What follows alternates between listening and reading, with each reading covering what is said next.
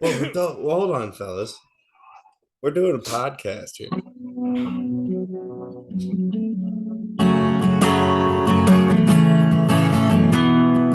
Dude, that's so fucking loud. That is so loud. Legend lives on From the chip the on. water in a big lake they call Get Dude, I'm looking at my my recording right now. It's just fucking those waves are huge. clip, Sausaged out. clip it, Unfortunate. clip it. We begin that with huge waves on my recording. Oh, that huge song. waves. Shout out to first night on the work computer, dude. Fucking yeah. Nice. hammered on the pod. Tony, I don't know if you're I don't know if your Zoom auto adjusted, but your voice is really quiet. Oh, is it? Well, it doesn't Yeah. matter because, well, I guess it will on the Okay, video, now it's I coming guess, up. But What the fuck? well, I just turned it up, Oh, gotcha. Okay. so I'll tell I you think if you're maybe blown we're out. good now. Maybe we should have had this figured out. But welcome back to another episode of Failure at its finest hour. Episode 28. As it seems like we haven't done this in a while, but really it's just we're recording a little late. It does feel like a month has gone by. Yeah, really it has. Really long. And it couple only has weeks. been a week, really. So we're back. Right now it's just me, Aaron, and Chris. Dylan's not here yet. Hopefully he can join in a little bit, but You got arrested on the way home. yeah, it's unfortunate. What is that noise? Chris, in you the watching like background? Tom and Jerry in the background or Yeah. something? Yeah, but Oh, it's Maine Cabin Masters. Sorry. You watching MASH or something? No, no. You gotta turn down the. Oh, it's Oh, it's the baby monitor. monitor. Oh, it's your child okay. screaming. Turn You that don't like fucking my shit off. You fucking say that about my Slap kids, shot that dude. Wait, are in they the crying? room. Are they crying? Why is there so much noise? Because I haven't fed them in 24 hours. Shut the Come fuck on, up. dude. He's joking. He's joking. Oh my god. No, I'm not. I'm not joking. And this No, is that's them. episode 20. They're snoring. You're hearing my daughter snore. Damn, dude. Like father, like daughter. Sucking the paint Sucking off the the walls paint like off a the true walls. Pollock. You know, I'll never forget my bachelor party when you're. Well, I guess I don't know. I shouldn't call him out like that, but someone that What's was that? related to Chris was just fucking. Dude, he was Oh. he was on the job that night, dude. He was fucking sawing logs. On logs. The walls were flexing. Oh That my motherfucker was definitely on the job site. motherfuckers sound like that. Definitely all on the job site. Oh. Oh my gosh. Well, we're coming off of what was a pretty fucking awesome interview with Bruce Johansson. Wow. Was And, that just riveting? It was. That was. I'll do my guy like that. He Come called on. Chris out, so that was probably why Chris is a Yeah. little salty. Just kidding. Yeah. Your patience Bruce is Johansson. thinning. You gave me some Mr. Bruce Shiner. Johansson jiu-jitsu, some BJJ. So we wanted to kind of follow up on that because we do have a couple stories that kind of lead off of that last episode. Also, I had a lot of people reach out and say that they were pretty interested in the books that he had. So that's kind of cool. So hopefully, Yeah. although he says he Yeah. doesn't make anything off of them, it'd be cool to like support him. But there's a lot of people that said that they were very interested in getting those books. So 100% confirmed. Bruce Johansson is not loyal to the bag. no, He's the real deal. definitely not. But I wanted to kind of course, I just read this to you guys off air, so you guys are gonna be like, "Yo, gives a fuck."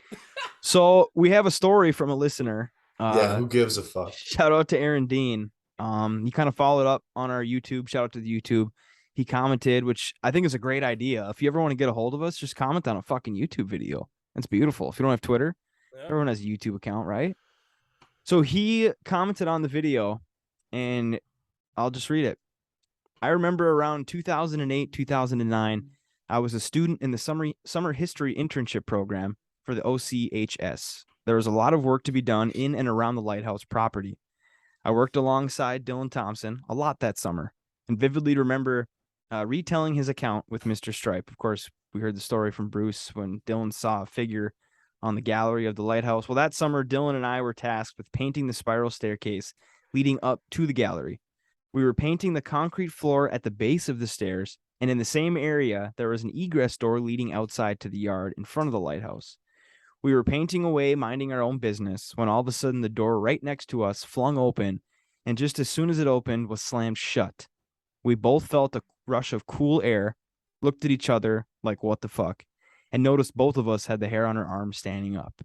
What made the experience more strange was that it was a hot mid-July summer day with no breeze whatsoever. Again, them feeling that rush cool of air as soon as the door did that. It's wild. We heard a loud creak in one of the adjacent rooms, as we were the only people in the building at this time. We both immediately dropped whatever we were doing and got the fuck out of there. I don't think we ended up going back into the building for at least a few days. So they didn't wash those. They didn't wash those paintbrushes. No. Could you imagine you walk Brush is in, it gonna just be says hard. "fuck you" and paint on the walls? Dude, that is. I will say, shout out to Ernie, Mr. Aaron Dean. Yeah, man. For an Good incredible fan. story. Good Thank listener. you, as well as that's really well written. I mean, Yeah, that's it was that's very like well written. perfect platform. I mean, he's that fucker's a genius. Yeah. But anyways, so we have Okay. more content from the past episode. You heard Aaron and I's encounter, but really it was me and Ryan Kuipeinen because we were the two that saw this. But you've heard the story twice now, I think. But if you remember, Aaron, I think it was us three in Kipes because you and Chris were sleeping in the back seat. But I'll tell it again. Yeah, Kipes we and I were sleeping. Snuggling. Shut up. So we were driving down M38 again past the dump where, of course, the orange jogger, all those stories that Bruce was telling. Well, when we were driving, we saw what looked like reflectors on a bike, on two bike wheels going across a road like that. Shout out to the YouTube. And we freaked out. We saw it go down into the ditch, into the woods, disappear. We were freaking out, got out.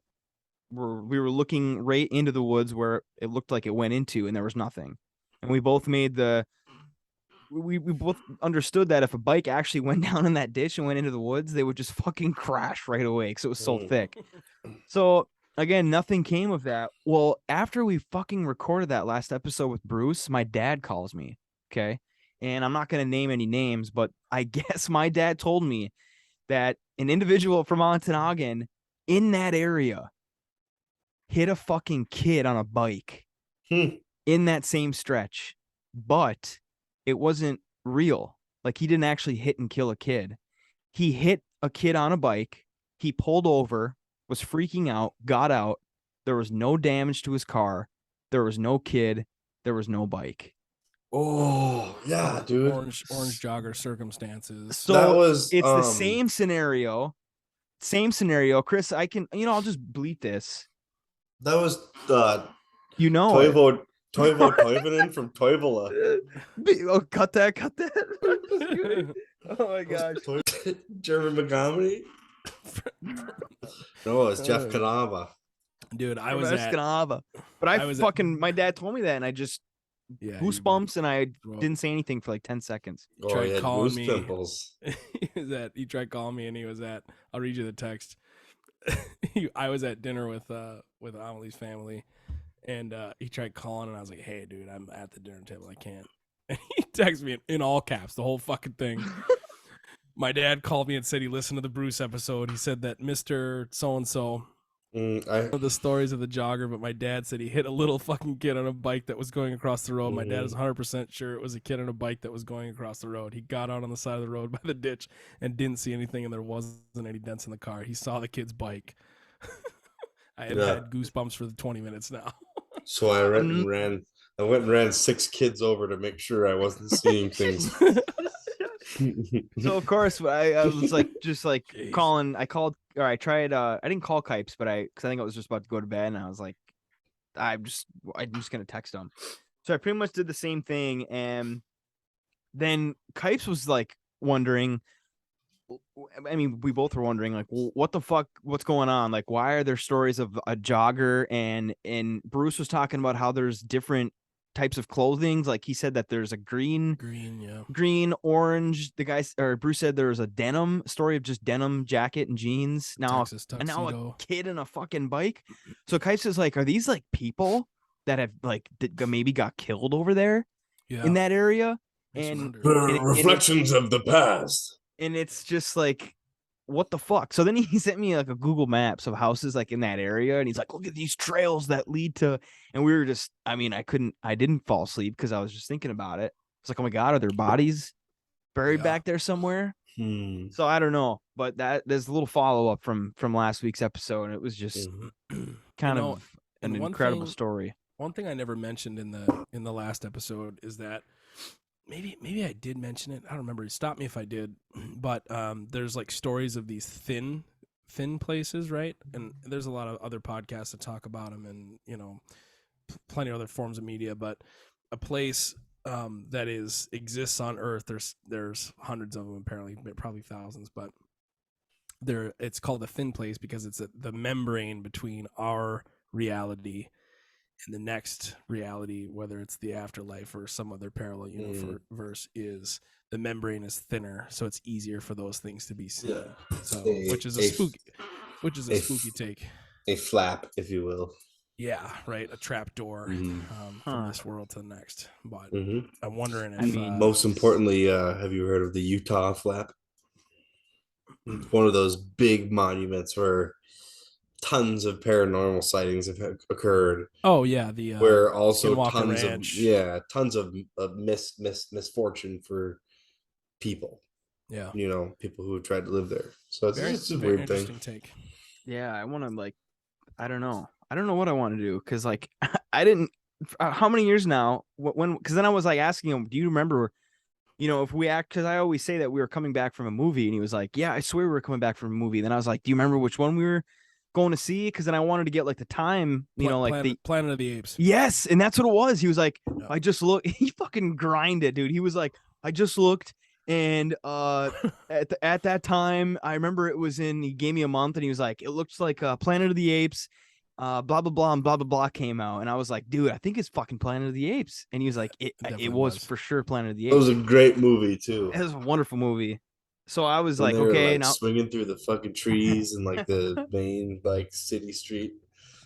So I don't know, that was crazy. So it was pretty cool because again, I didn't know for how many years now that I remember you guys waking me up and we're just being shook about it, freaked out, and then. How many years later, my dad, oh yeah, someone hit a kid on a bike in that same stretch. I'm like, are you fucking kidding me? You didn't tell me that before when I told you that I saw something out there. There's gotta be documentation of that somewhere. I know, and that's the thing. Like when I asked Bruce about the jogger, like there's stories about all the other people that people might see, but there's no stories of people getting hit or. That's why Kipes was like, did these people get like murdered out in the woods there? And that's just where they are now? Yeah. I don't know. But never know. It's fucking crazy. Never know. So I've got a weird story to make a segue towards regression. Got a weird story. So at work today, at work this week, Monday we showed up for work and we have a trash compactor, which people love to just show up and dump their junk, not even residents. So this trash compactor is on like the main road. We show up and there is a late 90s, early 2000s Indy 600 Polaris snowmobile sitting there. What? With also like a fiberglass hood scoop, which looks like it's for a boat. So we're like, what the hell? Is somebody trying to get rid of this thing? So we walk up to it. And immediately it smells like racing fuel, which for those motorsports enthusiasts, you'll know it's a very distinct smell. So anyways, we start like looking around this thing. We open the hood. There's no engine in it. So we're like, oh, somebody bought this, took the engine and threw it here because they didn't want to take care of it. Serial number scratched off, no paperwork, nothing. It's just dead. So we're like, well, that is so fucking lame, dude. So it gets even deeper. So we call the police. We're like, hey, somebody dumped this here. Can you come take a look at it? Sheriff shows up. The actual like sheriff of Wyoming PD shows up and is like, well, there's nothing we can do. There's no serial number. Good luck. And we're like, thanks. Awesome. Very nice. So we call a towing company to say, hey, can you like impound this thing? No serial number. They're like, nah, we'll scrap it for you though, but it's still going to be like a $75 charge. We're like, oh, that's not the answer. So we just let it ride until today. Today we get in and there's a police car just like parked there, and he's like out there looking at this thing. So we go over there. We're like, hey man, what's up? Turns out it's a resident, and he also works for the Wyoming PD. He said, hey, yeah, I was taking my trash out on Saturday night, and I saw this thing sitting here. I was like, that's not normal. Like somebody's dumping this or getting rid of it. So he takes it upon himself to go on the Wyoming Township Informed page on Facebook. Finds out that there's a guy that had his snowmobile stolen. No shit. So Damn. it's stolen, right? And so we keep talking to him. We're like, okay, like, you know, did you contact the guy? What's the deal? He's like, well, I called my supervisor and we're looking into it.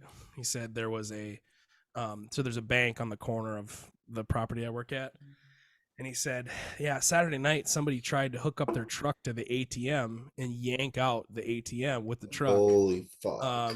So we're wondering if it's connected. And I was like, there's no way. There's no way. I mean, but it is a truck, right? So we go about our day, and, you know, we at the end of the day, we're exhausted. We go back to the front office, and the admin at the front office is like, did you hear what happened? We're like, no. And so she's like, okay. You know, and after we talked to the police officer there, he's like, oh, forensics is coming, because we found somebody stole a snowmobile. So partway through the day, we were gone, and we were like out doing stuff. The snowmobile ended up being picked up with the hood scoop as well. So we've talked to the admin. She says, oh yeah, the police determined that 4 vehicles were stolen from a nearby apartment complex on Saturday night. 4 vehicles in one night. You're right. Season vets, right? So 4 vehicles were stolen, one of which was a truck that had a snowmobile in the back of it. They came to our property, dumped the snowmobile, then proceeded to take the truck literally like not even like a quarter of a block around the corner to this bank, tie up the truck to the ATM, try and yank it out. Couldn't yank it out, like rip the back end of the truck off essentially. Oh my god. and left the truck idling on the road. Oh probably ripped the fucking rear axle off the bitch. So then they left it idling in the road. So then all this stuff happens. The police, you know, find the truck. They get the call, whatever.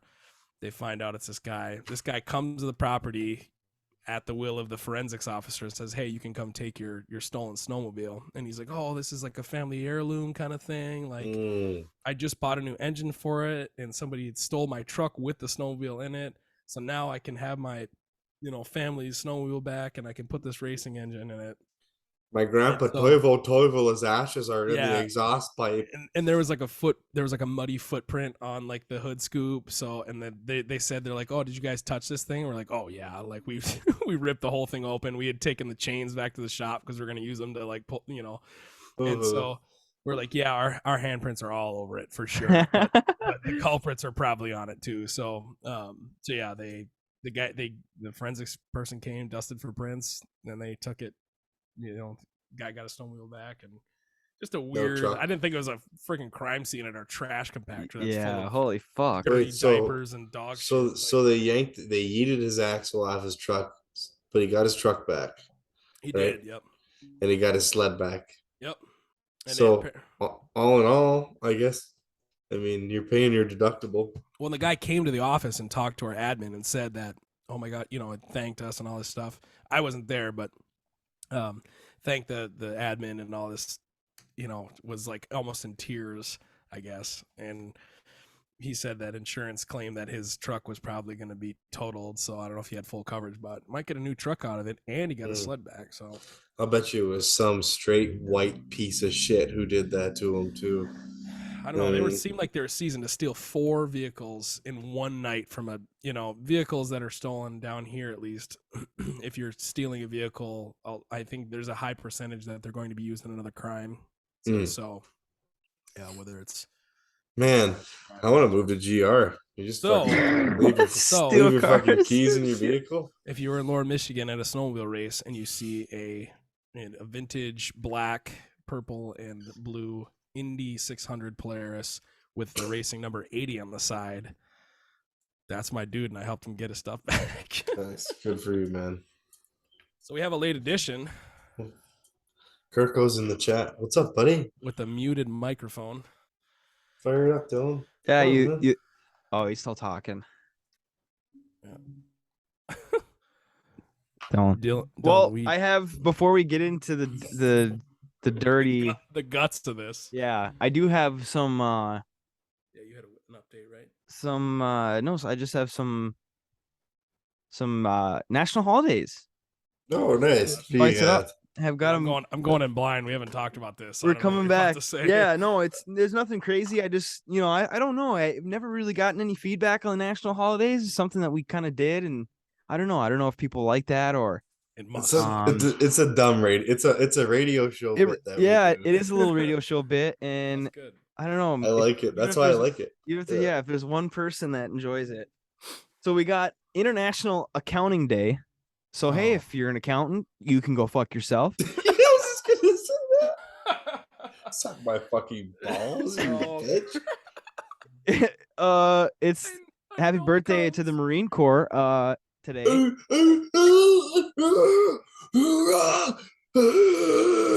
you imagine the one Marine friend that we have that listens to this podcast and he's like, "Oh, dude, you got to check this out," and he hears that, in a barracks somewhere. Because that was my next national holiday is Sesame Street Day, which I was gonna say kind of correlates with Marine Corps Day because that's probably as much as they can process in watching a show. And I'm just kidding. We support our troops. It really Welcome is. to Basic Rifle Marksmanship by Elmo.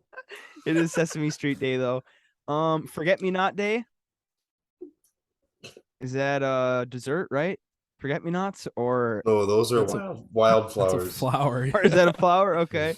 A dessert? What am I thinking of? I don't know. I have no idea what you're thinking of. Forget Me Nots, dude. Yeah, those are delicious. No, you're thinking of. Oh, dude, you're thinking of. Grandma's mistakes. What am I thinking of, dude?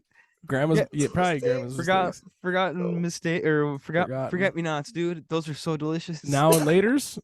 What your guys' grandmas didn't make forget me nots, dude. They're so good. No, No, you see me now. You don't. Oh my gosh, I'm making fun of fucking Marines. Let's go. What are you talking about, dude? Oh, that's National Vanilla Cupcake Day. That's what I was thinking of. That's the dessert. Yep.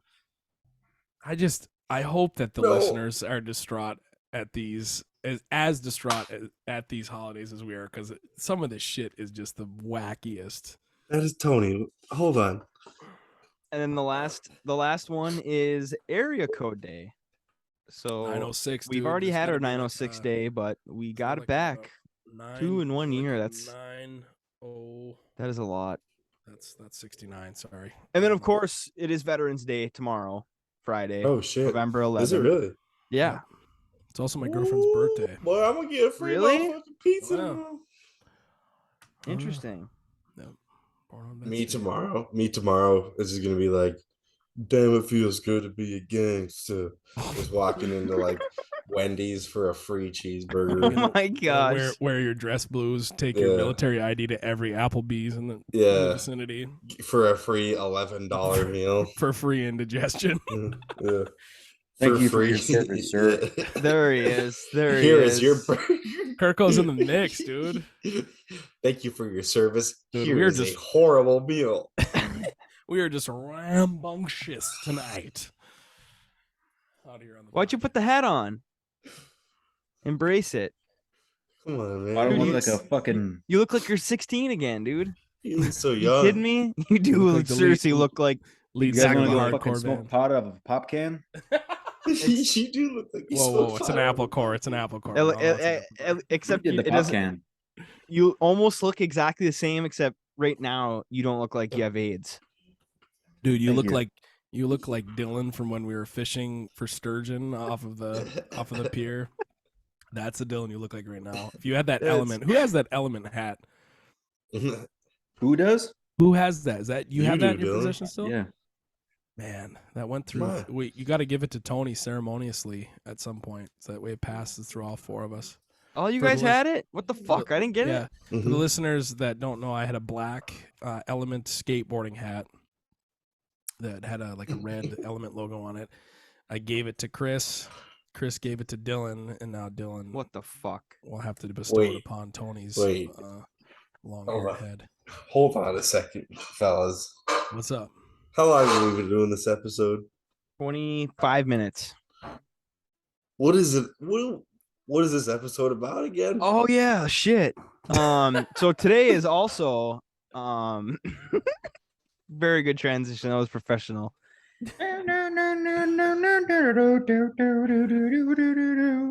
So today, I mentioned on the national holidays, but the biggest one, well, I guess it's not a national holiday, but the anniversary of the sinking of the Edmund Fitzgerald. The wreck of the Edmund.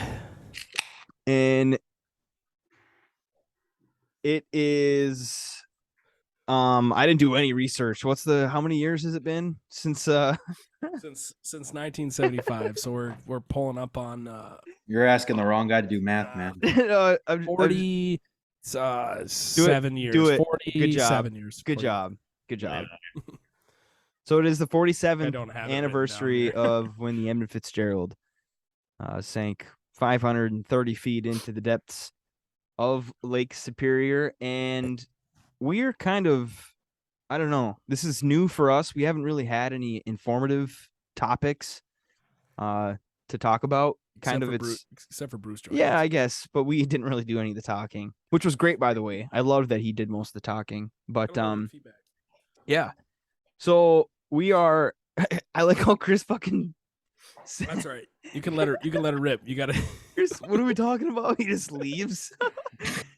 So Thank you for tuning in to episode 20. So Sorry, dude. no, it's fine. It's fine. That's funny. So I Gotta get my phone charged. kind of went over it with Aaron about what we're going to kind of do here. Aaron and I mean, we all kind of did our research, and I kind of wrote something up, and I'm not going to make it seem like I'm just reading like word for word off a sheet. So, and we're just going to go blind in this with Dylan's now gone, but Chris, I'm going to read some stuff, and then we can like just talk about it. I'm not going to just read through all this like in one shot. Like we can kind of have discussions around some of the topics I bring up. We'll chunk our way through it. Yeah. So this is essentially for the people. I mean, even if you know the story, it's still going to be still great to be reminded about all this shit, because some of these facts are amazing. If you are invested in the Edmund, like Nick, for some reason, when Nick was younger, was like fascinated by the Titanic, the Edmund. Like we had a painting in our house, which was awesome. But you can actually get a Minecraft set, or not a Minecraft set, but a Lego set of it. And Aaron, you said someone built it in Minecraft, right? Yeah, there's a picture online of somebody that built. You can get a Lego set of the Edmund though. Yeah, I saw it on the Google. I didn't see like the set, but I saw like a Lego set of the Edmund. Do you guys still have that picture up at the house? It's got to be. Yeah, it's an awesome picture. It's like in the hallway, I think, of the upstairs. It's like you wouldn't let that fucker go. Is it snapped in half and at the bottom, or no? It's the waves are going over it. Oh, nice. Wait, what? So, anyways, we're gonna start here. Shipwrecks are very common. Obviously, not anymore, but there has been 550 shipwrecks in Lake Superior, and that is from the Great Lakes Shipwreck Museum. And it says that at least 200 of them. So there's kind of like a bad stretch, and that is from Munising to Whitefish Point. Obviously, the Whitefish Point was where the Edmund sunk, but 200 of the 550 in Lake Superior have been on that stretch, and there's not going to be much lake left. Dude. Pretty much, I know. Seriously. And that's why Munising profits yearly on their shipwreck tours. But I mean, the reason why that stretch is so bad is because there's not really anywhere to go for ships, no ports that they can dock at and stuff. It's pretty much, if you get to Whitefish Bay, that's really the only stretch until you get to, I mean, if you want to go to Marquette. But so we're just going to start off with that. A lot of shipwrecks have happened I think there's about 6,000 in the Great Lakes total, 550 in Superior. Holy cow. But the Edmund Fitzgerald was first ordered on February 1st of 1957 by the Northwest Mutual Life Insurance Company. And it actually was designed at the time to be 1 foot shorter than the absolute maximum limit on the Great Lakes. And before I tell anybody, I kind of told Aaron earlier, but maybe this is a game for the listener too. But do you guys know why there was a limit at 7:30? The limit. No. Why was there a limit? Chris, why was there a limit? Again, maybe for the listener, I want the listener to be like, oh, it's because this, maybe this. So anyways, there was a limit because at the time, the Sioux locks was only 730 feet long at the time. But in 1968, it was actually rebuilt, and it was built 1,200 feet long. So that's why now the Edmund at the time was claimed the biggest ship, which it was. But I think until 1972, there was a bigger ship that had been made. So at the time, it was 729 feet long, 75 feet wide. So it was a fucking massive ship at the time. It was the largest ship, again, to sail in the Great Lakes. It weighed 13,632 tons, which I did the conversion right. If you remember our fail at before, but oh my god, that's 27.2 million pounds. You fuck. And she was able to carry well over 25,000 tons, which that was the conversion we were trying to do, but couldn't. But that's equivalent to 50 million pounds. And how is it so buoyant, man? Exactly.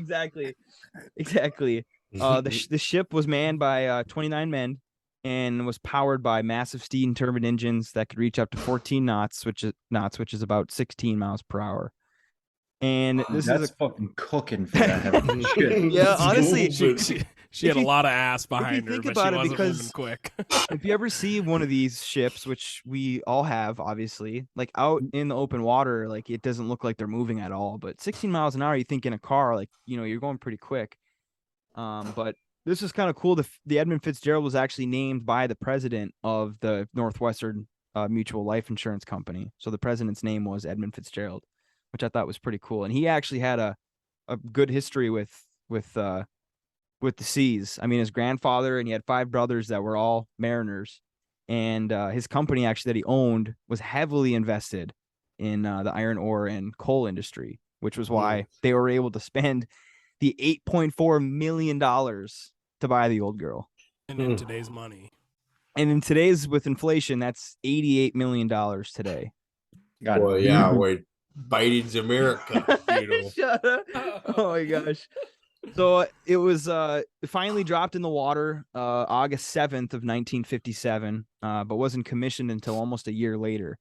And I mean, obviously, all these facts to start off with are great, but what I'm about to tell you is something that I never knew of, which, Aaron, I know you watched the same thing I did. And I'm getting most of this from the Maritime Horrors YouTube channel on the Edmund Fitzgerald, which is a great watch. There's a lot of great documentaries on this on YouTube that you can watch. But so actually, during like the christening ceremony, of course, when they drop boats, large boats like that into the water, you just pretty much get like a bunch of fucking logs and just slide it down into the water. Well, before they did that, the wife of Edmund Fitzgerald, the president of the company that bought and was named after the ship, or the ship was named after him, she was going to smash a bottle of champagne over it just to, christen it a little bit. But it took her 3 times to break the bottle. So she did it twice and it didn't break. So That's bad luck. Exactly. So not only that, but as the ship dropped into the water, I guess it took like a really, really like scary angle where like people were kind of worried about it when it was sliding. But when it hit the water, it was fine. And of course, if you ever seen videos of ships getting dropped like that, it creates a huge wave. Well, it was so big and so like kind of frightening at the time that there was 10,000 people, I guess, in like grandstands and like on rooftops watching this thing get dropped. And the wave was so big and it was such a frightening sight with that ship coming down that there was actually somebody in the crowd that ended up having a heart attack and dying. So What, dude? there were, I mean, right off the rip, I mean, the Edmund it did not start off on the right foot. Imagine just being like, oh, I can't wait to see this boat launch today. And they're Holy shit. You're like, oh my god. and that was the first death claimed by the Edmund Fitzgerald. Yeah, so it's just, when I read that, I was like, "There's no fucking way, dude! What? Wow, it's a big. Holy fuck!" So let's get back to the ship itself. I mean, it was beautiful. Reading and hearing about the ship itself, I didn't know this. You think in the 50s, it's just a shitty old vessel that's huge and can carry a lot of fucking shit, right? Well, it had state-of-the-art radio and communication systems, equipment, the most advanced navigational and charting equipment, comfortable captain's quarters, laundry rooms, guest lounges, probably better than the fucking cruise ships that just hit the Great Lakes here last year or this year. But really, it was very nice. And since the ship was so nice and expensive, they wanted the best crew members on the ship, in which they got 29 of probably one of the most experienced guys that had been on the Great Lakes. And finally, it took its maiden voyage a year after it hit the water. So it took a little time to actually get going there, but it took off September 22nd of 1958. So again, almost a year later, she left from Detroit to Silver Bay, Minnesota, to pick up some taconite iron ore. And in its very first trip, it broke a record for the tonnage record on the Great Lakes. And I guess the captain at the time, whose name was Peter Pulser, he took the wheel in 1966, as he was, I guess, one tough son of a bitch. That fucker knew how to run a ship, but he broke 6 records in his time, as he set the single haul record of over 30,000 tons on the ship. He did that 4 times. So he broke his own record 3 times and broke the initial record the first time. Another record that Pulser set with the Fitz was the yearly haul record, and that was 1,349,444 tons in 1 year. Which I did the right math, and that's equivalent to 2.7 billion pounds. Billion. So that's insane. Which is another testament to the amount of iron ore, probably mostly iron ore, I would assume, that was coming out of the UP at that point. I mean, there's a reason that every town, every street is something iron related in Michigan. Yeah, and it's all iron ore. The Fitz's route, it said was mostly from like Duluth or the Superior area, and then it would go to like Detroit or down to Ohio. But I'm assuming that in the mix from Superior, up to Saginaw River too. That iron that they had been transporting, that obviously like some of that had to have come from the UP, like you said, Aaron. I mean, that iron industry in the UP was insane. But going back to the captain at the time, Peter Pulser, seemed like a cool fucking dude. And he was for the people. There's records of Pulser blaring music on the loudspeaker when they'd go through like canals, like on the Detroit River and the St. Clair River. And he would actually, like at the Sioux Locks, he would go out on the deck with a megaphone and he'd be like spewing facts to the people that were watching. And I guess the Edmund was obviously a fascinating thing. All the people in the Sioux on meth going to see the Edmund go through the locks. All right. But anyways, so Peter Pulser, he gave up his duties in 1972 to Ernest McSorley as he took the helm. But McSorley was pretty much the complete opposite of Pulser. I mean, he was very professional, but still respected by the crew. Didn't really get into the personal lives of the crew. He was an incredible businessman too. I guess the Northern Mutual Company really enjoyed having him as the captain because they kind of trusted him and they knew that he was going to make them money. But 3 years was the time that McSorley had been behind the wheel. But unfortunately, he was getting ready to hang up his boots because he was 63 years old. And there were rumors that before the lake froze in that year of 1975 that he'd retire. But depending on the winter season, I don't know if anyone knows. It really depends on when the season is for these freighters. You look at the weather the forecast outlooks and stuff. But usually it's either at the end of November or like the beginning of December. But everyone kind of respected the lake and didn't really want to push it at all. But on November 9th, 1975, the Edmund Fitzgerald swallowed 26,000 tons of taconite iron ore pellets at the Burlington Northern Railroad docks in Superior, Wisconsin. Again, that's just like 5 minutes from Duluth. a process that took 7 hours actually to do. Jesus. God damn. But with the winter layover approaching, of course, when vessels like that would be done for the season, they would kind of just dock and just repairs until the spring. But this was likely rumored that was this shipment they were going to do was going to be the last one that the Fitzgerald was going to make that season. But they were bound for Detroit. Trip the ship had made over 700 times in its career, and that's equivalent to 44 trips around the world, which is crazy. Wow. That's a lot. That's a lot of times. Oh my gosh. But on that day, the weather looked promising, they said. The National Weather Service had been tracking a big November storm, but they predicted that the storm was going to stay south of the Great Lakes. But just hours leaving Superior, Wisconsin, McSorley and the crew, I mean, they knew right away that it wasn't gonna stay south. But the Arthur M. Anderson, so this is an interesting ship, had taken off just ahead of the Edmund Fitzgerald, but it was heading on a kind of a parallel course. And the Anderson was captained by a motherfucker that had balls of steel. His name was Jesse Bernie Cooper. I guess he had been, captaining ships for 40, 50 years.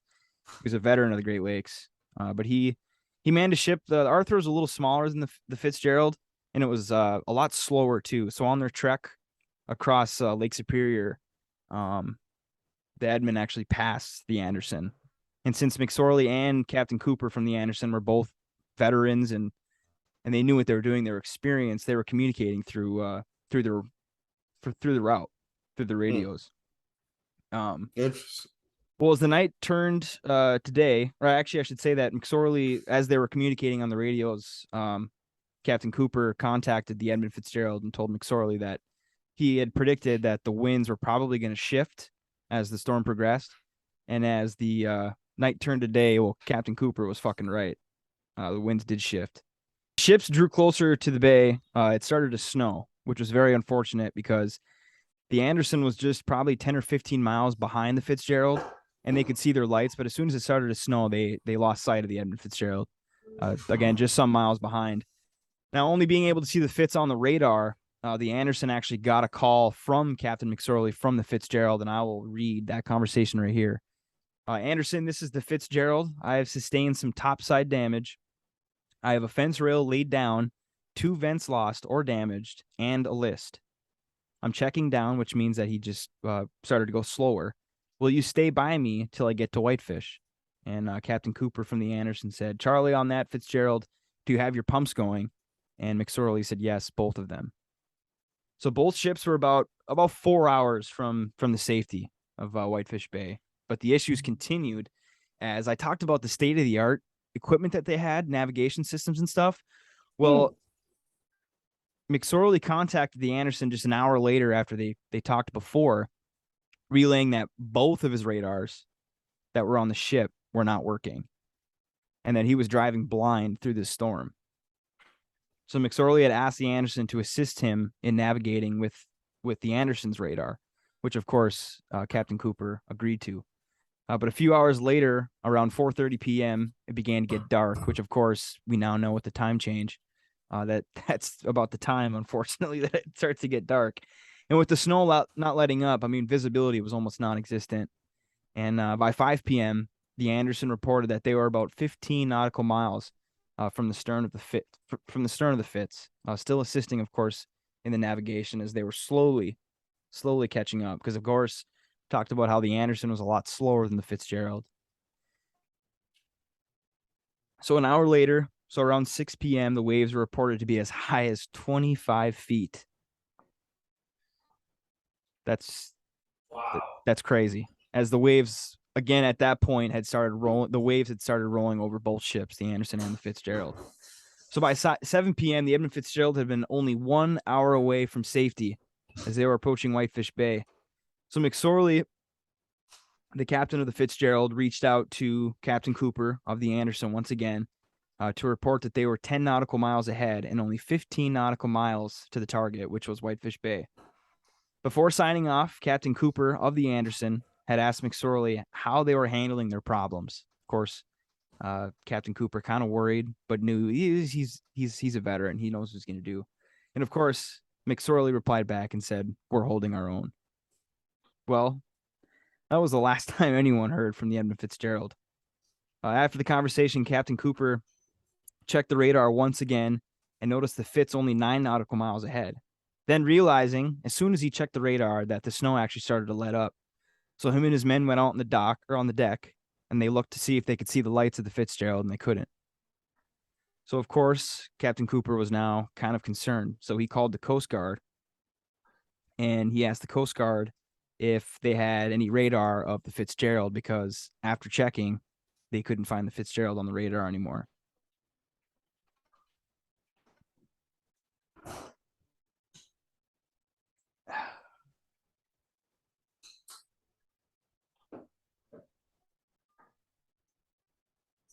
In fact, the only ships that he did see, because as they were approaching Whitefish Bay, there were actually 3 ships that were coming to Whitefish Bay to also safe harbor, and he could only see those 3.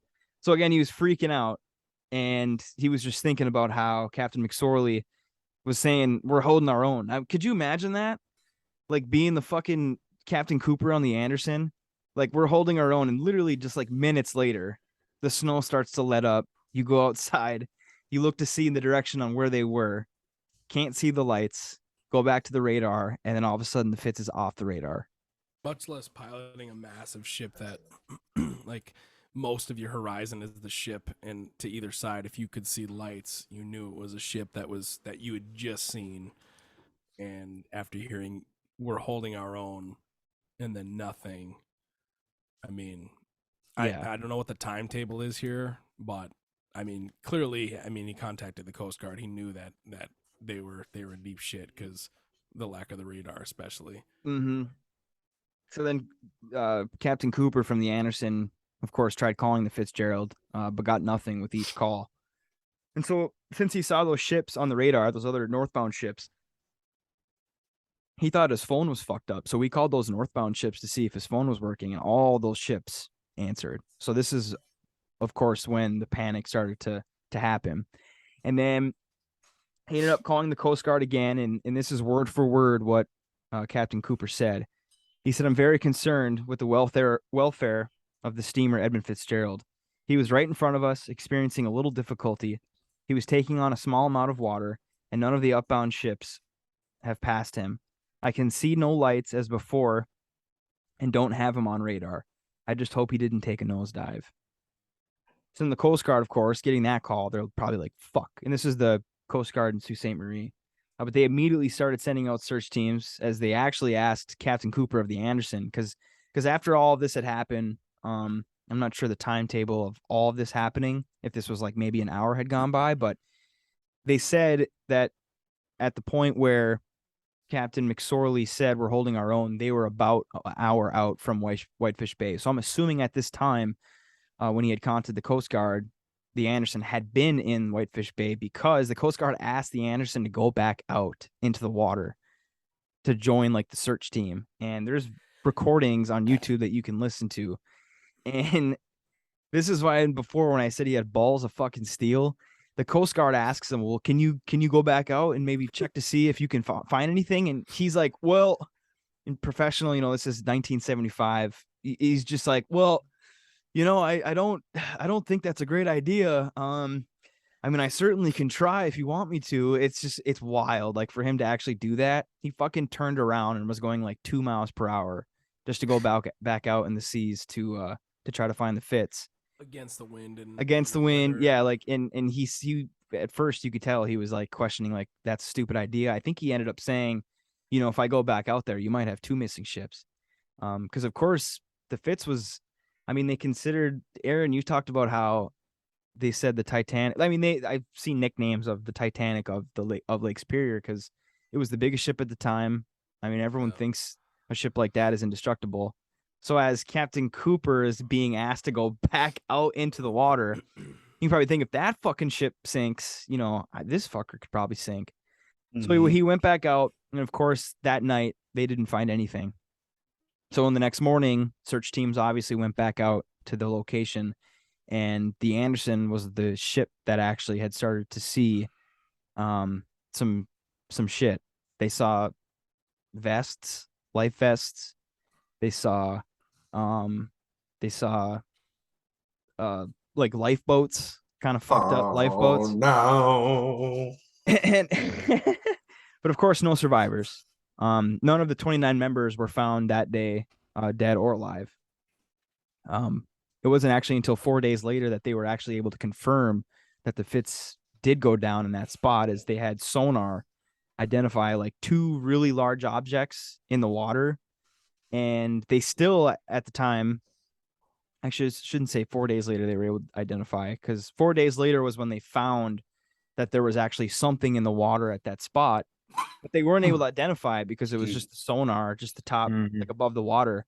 And it wasn't actually until the next year. So imagine that it took a year, because obviously at the time people were probably like, of course it's the Fitzgerald. Right. Like, those two large objects probably weren't there. So life jackets. I mean, they couldn't little really do it. boats. They couldn't really do shit either because the winter was coming. Yeah, right. So it was the next year, which makes a lot of sense, Dylan, like you said, they were able to actually get the Navy to bring one of those fucking rigs with the cameras that goes deep into the water to take pictures and stuff. And sure enough, when it went down there, it saw the Edmund Fitzgerald clearly in the water, as it was in two pieces and only 200 feet apart. So after finding it, of course, like, okay, let's look for people. And they weren't able to find anybody. It wasn't until like 20 years later, there was a second or third or fourth, I can't remember how many dives there were. They went down there, and I don't know if you saw this or heard this, or Dylan, you either, but they went down. I don't think they were actually searching for people, but they found like the only body was on the lake floor. The person was lying on his back, and he was in overalls and a cork vest. And he was like on the lake floor, like next to the boat, one of the pieces. And that's kind of, people were like, what the fuck? I mean, I don't know. That's kind of weird, isn't it?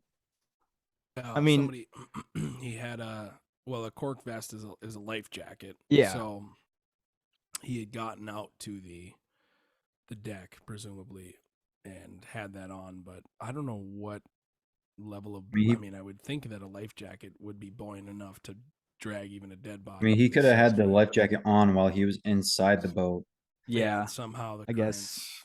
guess just like the position of the body, I guess that was like a mystery. People were kind And of you trying said to like figure it it was out. 20 years too. Like, Yeah. So it is weird though. obviously with that all happening, there was a huge investigation on, how did the Fitzgerald sink? And again, this investigation went from, questioning the crew from the Anderson that was helping in the search, other ships in the area. They had the loaders from the Burlington Northern Railroad docks where the Fitzgerald had last filled up. They were asking those guys, was it an uneven load?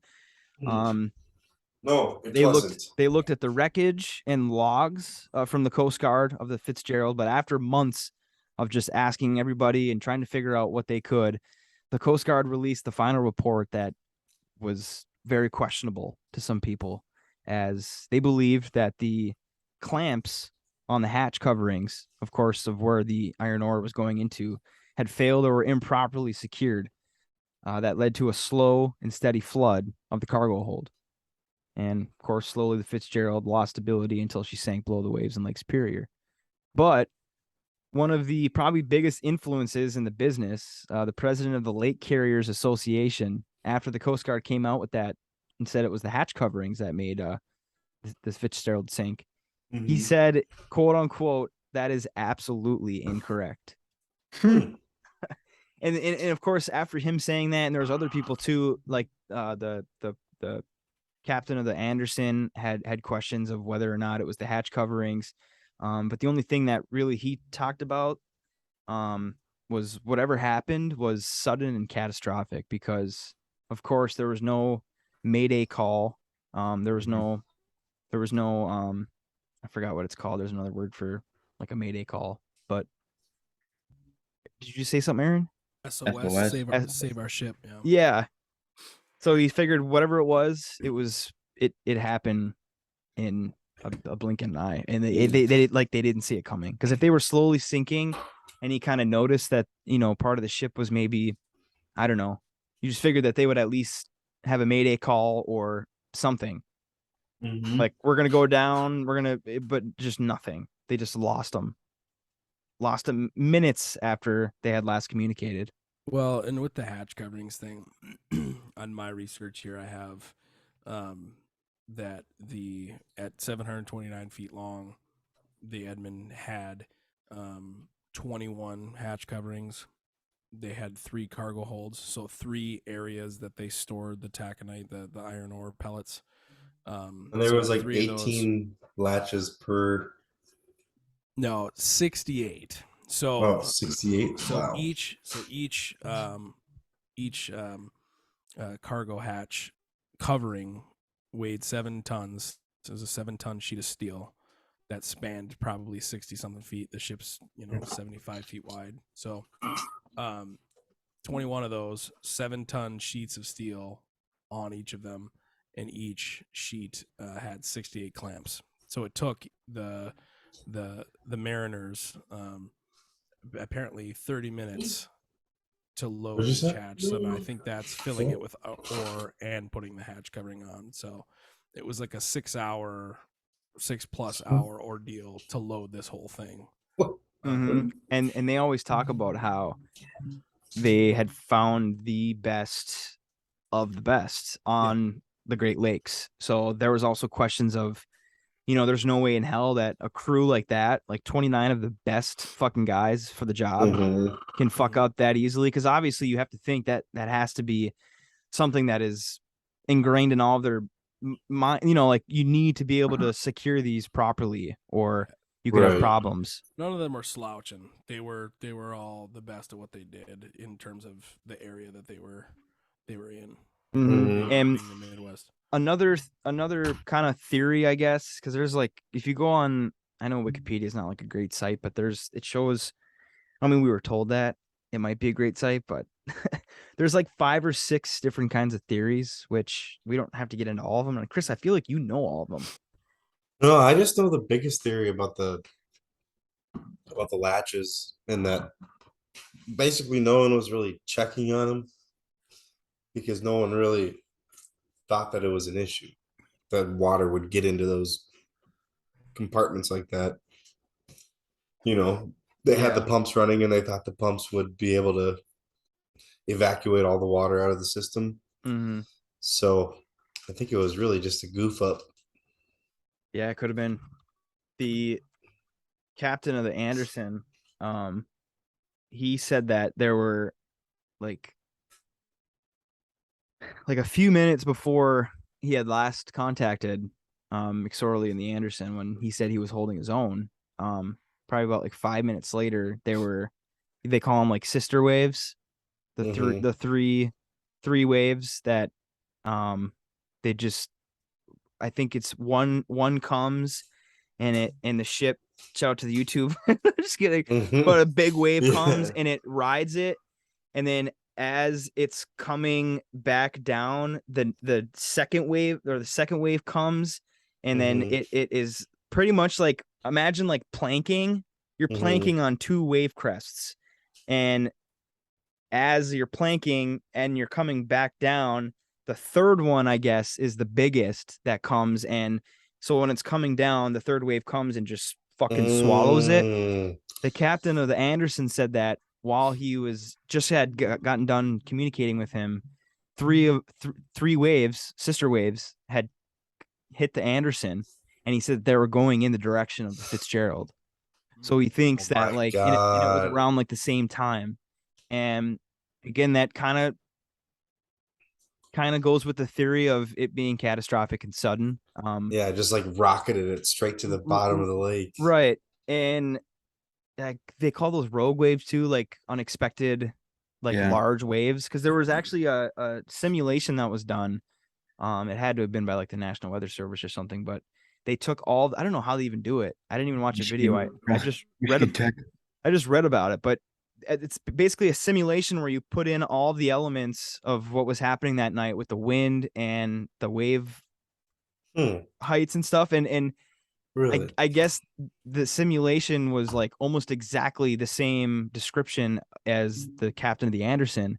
And in the simulation, it said 1 out of 100 waves, because they said that the waves were about 25 to 30 feet that night.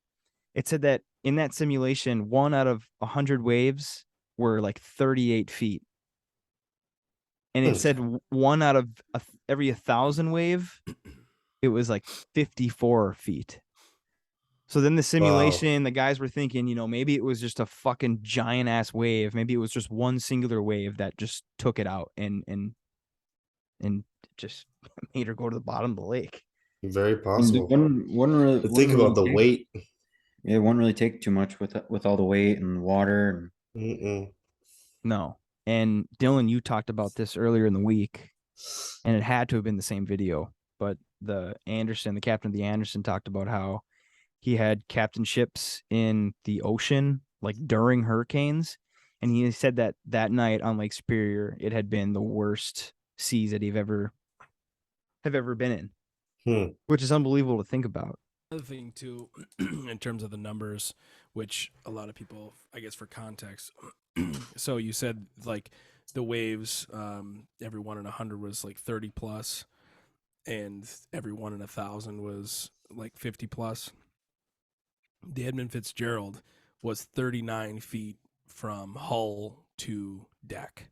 So from the bottom of the V to the deck was 39 feet high. So this thing rolling in those crazy seas, as well as where it sank as well, 530 feet from the water, the surface, I guess, to the bottom of Lake Superior's floor was 530 feet, and this ship was 729 feet long.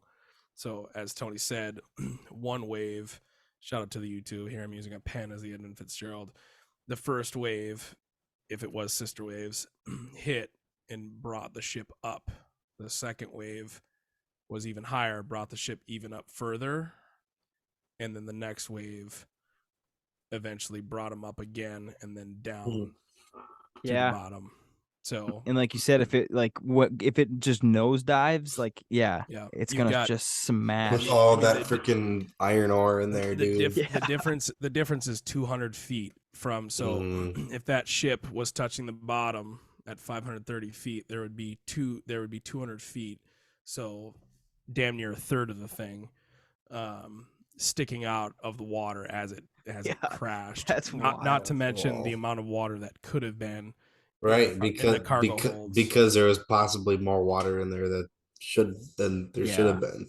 Correct. And in one of the last transmissions where McSorley said that there was top deck damage, the rail was down. I don't know if that's like the side rail of the ship or what. Probably, what that yeah. is. But if they were taking water, they said both pumps are on. If you know anything about pumps, you don't run them dry. So there had to have been, had to have confirmed, and that's all through radio transmission that we'll never know, because as we were discussing earlier before we started recording, on flights there's black box flight recorders that record no matter what. They're indestructible, which people argue, why wouldn't you make the whole plane out of that material? But they didn't have those on ships, and maybe they do have them on ships now. I'm not sure. Yeah, I'm pretty sure they do. But it begs a question, as well as the speed at which all of this happened. I think there's probably a broken down timetable, and we maybe missed that in our research. But from the time that McSorley said to the Anderson, "We're holding our own," to the time that they lost sight, into the time that Anderson turned back around and saw life jackets. Yeah, it was. Well, I know that it was 10 minutes between them losing sight of them, like completely off radar, and the last communication they had. But the time it took the Anderson to get to Whitefish Bay, which they did, and then turn around to go back out, I don't know. Yeah. So it was a 10-minute span. And again, Captain Cooper from the Anderson talked about how in that time after they had talked on the radio, was when he felt those sister waves or the Yeah. rogue waves that he said that were going right towards the direction of where the Fitz was. And how bizarre is that to drive with a snowstorm, drive a massive vessel through a snowstorm, get to to Whitefish Bay, be told by the Coast Guard, hey, if you can turn around, you should probably do that. I know, See where it's these guys have insane. them. And They he turn fucking around and the drive snow's back into the storm. Well, but the snow started to lighten up, is what he said. Yeah.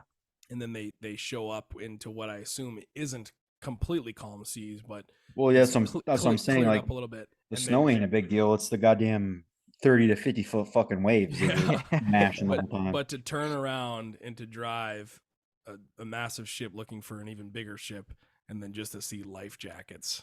and Yeah. maybe oars from, I forget what the actual debris was, but just to see little bits and pieces of Yeah. the And not anything like conclusive, like you just see like a couple life jackets and maybe like a half of a lifeboat or Just something. just enough to be like, Yeah. fuck. Yeah, right. Well, And and- it's crazy, these transmissions you can hear on YouTube. There's like a 35-minute long video of the entire I don't think they have McSorley saying we're holding our own. Maybe, but you hear from the point on where Captain Cooper from the Anderson is really, really starting to be concerned about the Fitz.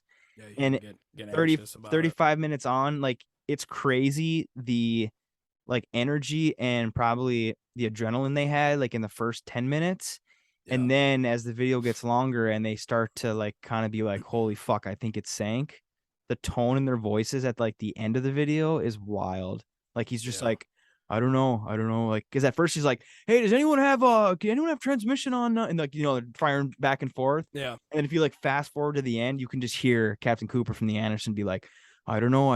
He told me he was holding his own and I don't know what happened. Like he's just like so sad because he's probably in that moment realizing that Yeah. that fucker went down, and he was just literally 10 miles behind him, and they were 10 miles from Whitefish Point, which is even crazier to think that they would have Yeah. been there and they would have crazy been how there in an hour. It's crazy how slow it is though, because at that point the Anderson was going against. I mean, the wind blows from the west to the east, typically across Superior, and that's the way the storm was moving, to my knowledge. And they were going against that at the Edmund Fitzgerald was moving at its fastest at 16 miles per hour, Yeah. right? And then the Anderson going against the wind back towards that was probably 10 or Yeah. less, Yeah. looking If for that. Yeah. I think he said in the radio transmission that he's like, I think I might be able to get, because knots and miles per Miles- hour are pretty similar. they're close. Yeah, They're like close, but like they're not. one off or something. I think he said 2 knots, so like 3 miles per hour. But we didn't even talk about even like the shoals, like the little patchy, like the underwater islands, I like to Yeah. call them. It was reported, I guess, Captain Cooper from the Anderson said that the navigation map that the Edmund Fitzgerald had, there's a shoal that's near Whitefish Point that, again, is just like, a shallower It's like piece. sand dunes, Right. essentially, in the water. He had a map that you didn't even find out about this in the documentary until like the fucking last 5 minutes. It's like you'd think they talk about this sooner, but the map that the Edmund Fitzgerald had in the navigation, which again, top of the line, I don't know how any of this happened. They said that the shoal that was on the map on the Edmund Fitzgerald was off by like a mile. Yeah. And they think that the direction that they were taking, that maybe he forgot about the offage of the shoal and was going towards that. So that's another theory of them bottoming out on that shoal and then it just breaking in half on it when they bottomed Yeah. out. And that shoal was 6 fathoms deep, so 36 feet deep. A fathom is 6 feet apparently. So Yeah, that's literally nothing. the height from the hull to the deck of Yeah. the Edmund Fitzgerald in apparently 36 plus waves.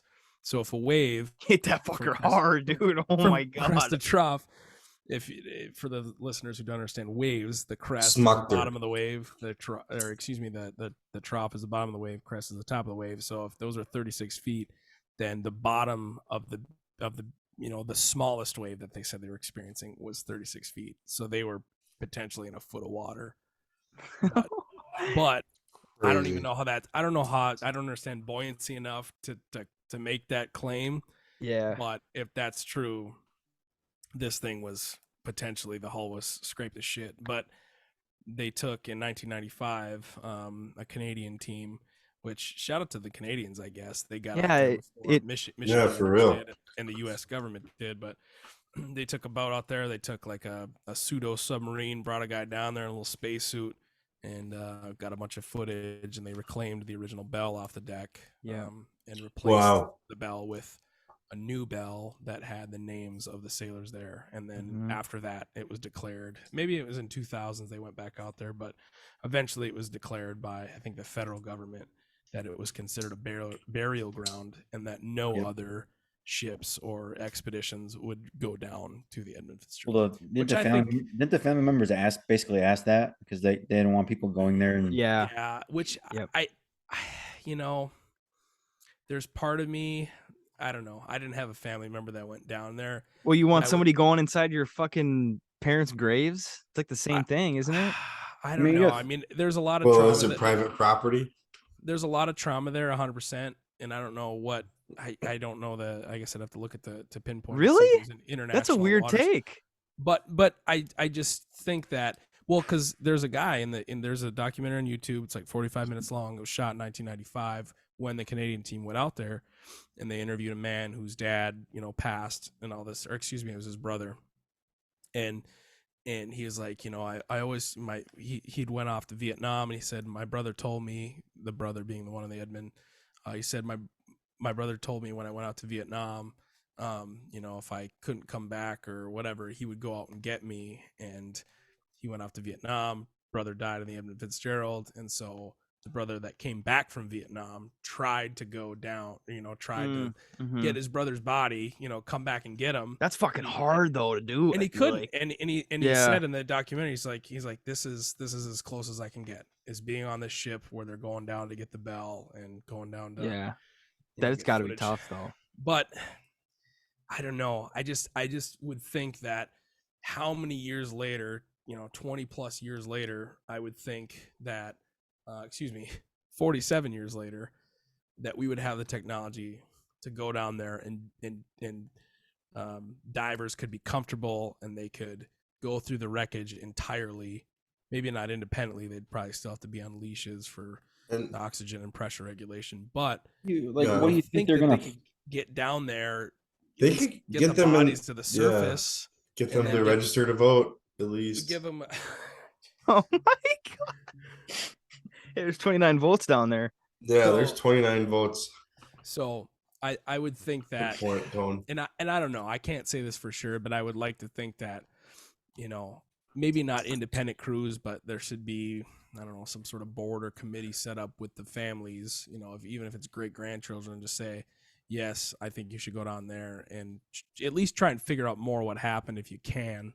But Yeah. the record keeping was so, they just didn't have any way to really determine what happened. Mhm. But if they I were just be think able to I just think after all these years, you ain't gonna find too much. No. yeah. But- and I don't know. There's so many shipwrecks though. If Like they you're investigated every gonna single see one. you're gonna see two halves of the ship. Like Yeah. Yeah. I'm like the saying- Titanic. Like I'm saying, have you seen? There's a couple documentaries that came out about the Titanic, and they took ships. but the thing took, about the like, Titanic is there robot- was a bunch of fucking witnesses that lived. Yeah, Mhm. but I'm saying the Good point. There were submersible craft that went down. They're very tiny. and Yeah. They went through all the hallways that they could of the actual Titanic, and they were able to see things. I mean, it's like hours and hours of footage. Mhm. I mean, the bottom. Titanic is in a lot deeper water too. Sure. But and that's actually to my point, because it's only 530 feet of water. Yes, it's unfit for a diver, but those specialized machines that went down to the Titanic are easily fit for. Oh yeah, um, easy. Yeah. for- I mean, that's what the Navy used to be able to identify it the first time. But do you think? No, I know they say that the lake is said to never give up their dead. Yeah. Or give up her dead. 47 years later, do you think you're going down there and there's a pristine human body? No, I wouldn't say pristine. I mean, that's the thing though. freshwater life versus saltwater life. So I'm saying, because that's the saying, like, you know, you never, I mean, I think you'd find maybe skeletons in clothing, but Yeah. the lake is so cold, and even at 530 feet deep, I wonder what the temperature is at 530 feet on a Yeah. hot summer day, because I think that water's pretty damn cold down there. yeah. So So it's, I think you'd have maybe some preservation. This is just pure conjecture, but yeah.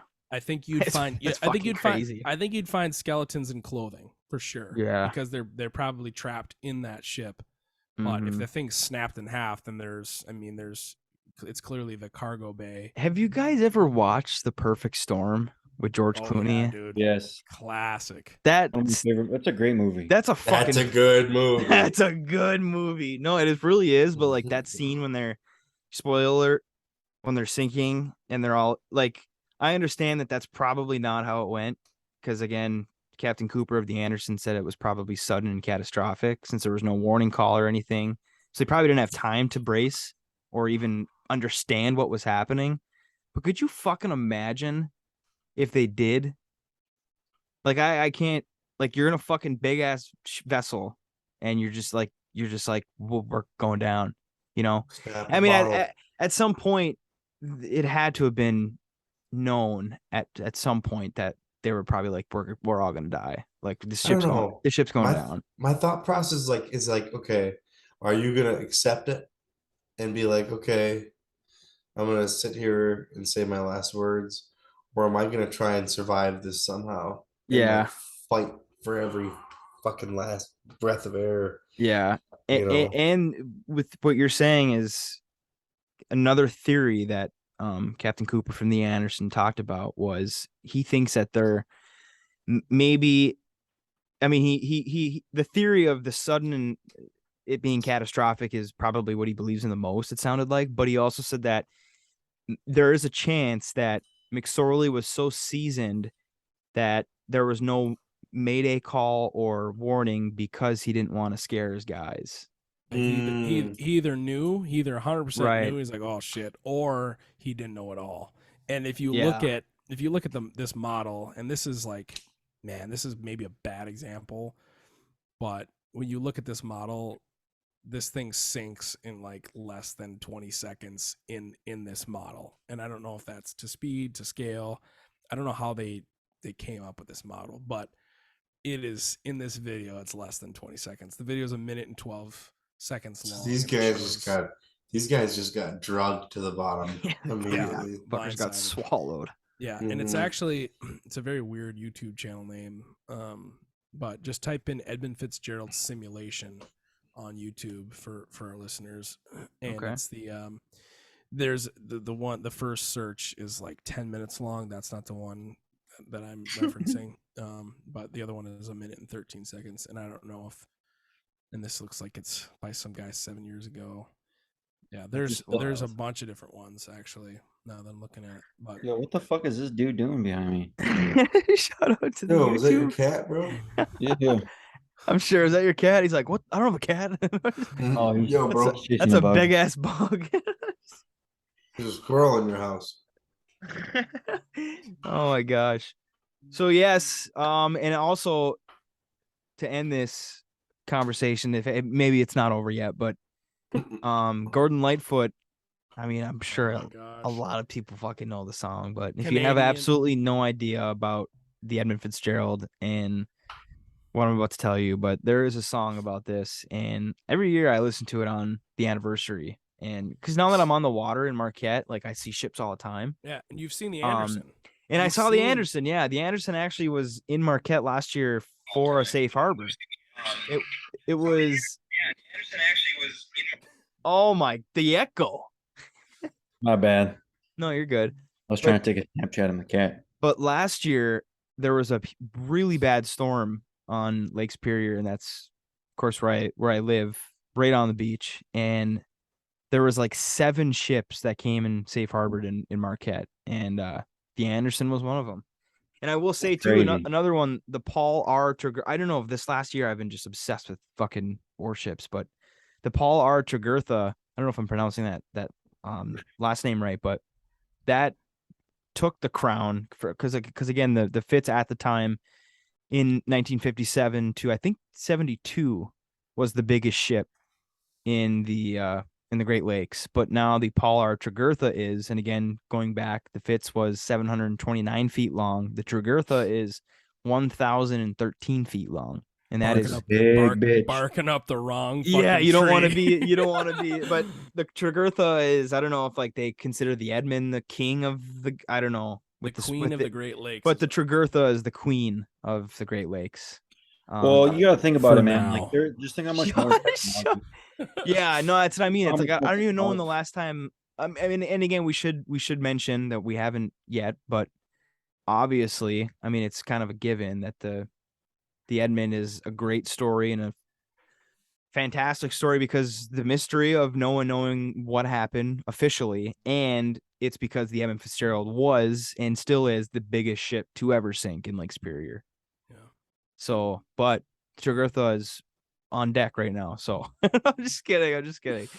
But yeah, going back to the Anderson though. So 7 ships. So I guess I was just gonna say that Tregurtha was one of the other ships that were in safe harboring. So there was some pretty cool history, just fucking some 100 yards from my house. I got a sick picture of the Anderson actually. It's pretty cool. But another Anderson story, it's still operating to this day. Fascinating enough, it was built actually excuse me. No, yeah, 7 before years before. before the Fitzgerald.